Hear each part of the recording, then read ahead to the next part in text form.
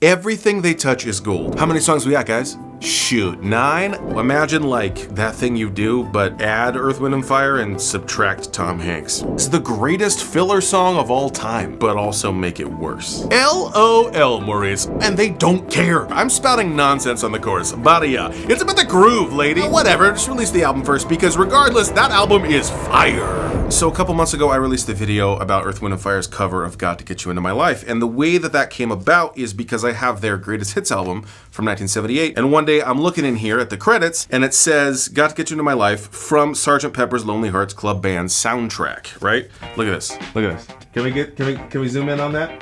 No, not my face, there we go. I went, oh, what is that? I've never heard of that, and it turns out that's for a reason. That sent me down the whole rabbit hole. That's in the other video. Today, though, I want to talk about the rest of this album, and specifically September, because it's just as crazy where some of these songs were before landing on this greatest hits album. And this tells us a lot about Earth, Wind & Fire, specifically that they have the Midas Touch. Even when they are surrounded by utter garbage, they manage to rise to the top and crank out incredible song after incredible song. Seriously, September was a filler song that would go on to be their most well-known work. As a musician and DJ, I've played this song countless times, but after understanding the context around when it was released, I have a whole new appreciation for it. It's the perfect encapsulation of Earth, Wind & Fire and their Midas Touch. Man, if I had $5 for every time I played September, well, actually, I guess I do, or I spent it on rent. So by 1975, Earth, Wind & Fire was an established band. They'd released 5 albums, had Billboard hit songs, etc. They were a big deal. Then came the movie That's the Way of the World. This was produced and directed by Sig Shore, the same guy who had done the blaxploitation movie Superfly, which featured a soundtrack by Curtis Mayfield. Sig asked Earth, Wind & Fire if they'd do the music for his new movie called That's the Way of the World. Now, just a few years earlier, in 1971, Earth, Wind & Fire had already done one movie soundtrack for another blaxploitation movie, Sweetback's Badass Song. It's just a note for the titles, that's 2 A's in the beginning and 5 S's.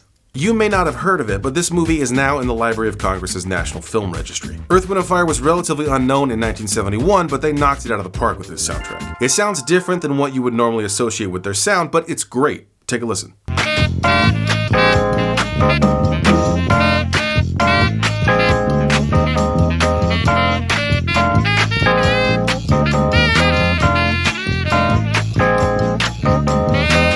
So back to That's the Way of the World. The band had done a movie soundtrack before, and Superfly was a big hit, especially for Curtis Mayfield. So this new movie is like a no-brainer. Earth, Wind & Fire goes, yeah, we'll do your movie soundtrack, and we'll also star in the movie.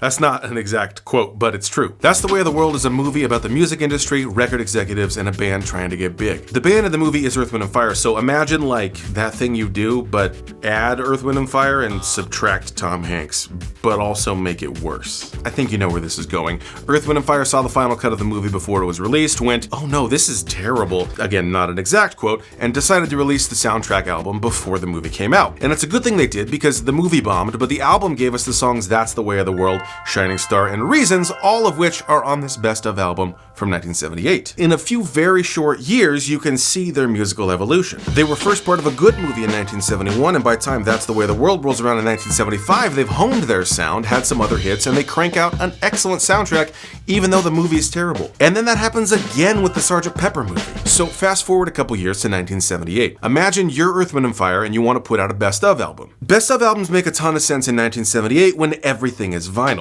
Now you'd be like, did you just make me a playlist? But you couldn't do that in 1978, so a Best Of album is essentially a playlist that you buy so you can just listen to the hits without having to be a DJ and constantly switch records. So which songs do you put on this Best Of album? Well, That's the Way of the World, despite it being a really terrible movie, our soundtrack was really great and it was the #1 album, so we should grab a couple hits from that. We have a couple hits from some other albums. Remember that terrible Beatles movie we did where ours was the only good Beatles cover? We should definitely do that. Now, we don't have time to get into that whole story right now, but fortunately there's a YouTube video where someone documents all of that, LOL. This is not an exact quote at all, but this is basically what happened. How many songs we got, guys? Shoot, 9? Oh yeah, we should get at least 10 on our greatest hits album. Well, what do? I mean, we could add a new song, like a single no one's ever heard before, but it's not a hit yet, so I guess it's kind of a filler song, LOL. Not an exact quote. Okay, what you got? We're just doing songs about months now? LOL, Maurice. Alright, fine. Let's put it on our greatest hits album, even though we've never released it and no one's ever heard it before. LOL. That's not how the conversation went, but that's essentially how September came about. It's a previously unreleased song on their greatest hits album that would go on to become their greatest hit. also known as the greatest filler song of all time. And here's where we get to Earth, Wind & Fire's Midas Touch. September was written by Earth, Wind & Fire members Maurice White, McKay, and songwriter Allee Willis. Allee wasn't in Earth, Wind & Fire, but is an incredible songwriter on her own. Seriously, look her up. We're talking not only Earth, Wind & Fire, but Patti LaBelle, Herbie Hancock, Gladys Knight, Beverly Hills Cop, The Color Purple, and the Friends theme song. She's crazy. Anyway, she has an amazing quote that perfectly sums up Earth, Wind & Fire and September. While writing the song together, she hated the Body-Ya lyrics on the chorus and begged Maurice White to change it, stating, "I just said, what the f does Body-Ya mean?" And he essentially said, "Who the f cares?" I learned my greatest lesson ever in songwriting from him, which was never let the lyric get in the way of the groove. Here's why I love this so much. Earth, Wind & Fire cannot be stopped. In 1978, they've done the soundtrack for Sweetback, grown and evolved in their sound, released several albums, had hits, etc. Then they do the movie That's the Way of the World. That's terrible. They know it and they go, whatever, just release the album first because regardless, that album is fire. And Earth and Wind. It's a #1 album and it's one of their best. Then they say yes to doing the Sgt. Pepper movie, which makes sense on paper, but the execution is awful. The movie's bad, but the soundtrack is worse. Except for their cover of Got to Get You Into My Life, they managed to actually make that song better, and for the second time, Earth, Wind & Fire is the only good thing to come out of a movie. They make their own albums and they're great, but then they get involved with other terrible movies and they're still great. And then they need another song for the greatest hits album, and what happens? They just go, the words literally don't matter. I'm spouting nonsense on the chorus. Body-Ya. It's about the groove, lady. They cannot be stopped, and September is their biggest hit ever. There's even a mistake in the intro and they don't care. September is too good. Verdine White, the bass player, listen closely. He stumbles and messes up the rhythm he's playing on the intro of September.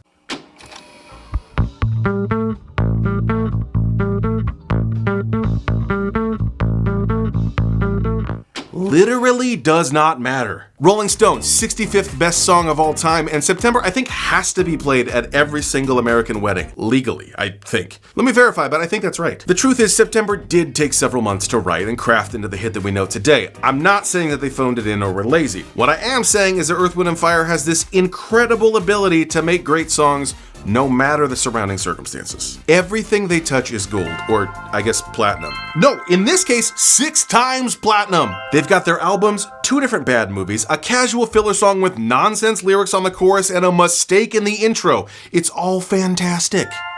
LOL indeed. For more, check out the rest of my channel, and hey, if you made it to the end, drop a comment and say what's up. I'll drop a link in the description to my other video about Earth, Wind & Fire's cover of Got to Get You Into My Life. Thanks for watching. I'll see you on the next one. Look at these cool guys. Looks like they're having a good time. Party time! Shining Star, can we get that on there? Right there. Which ended up on the best album. Best of album. Fortunately, someone already documented all of that. LOL. Again, I'm trying.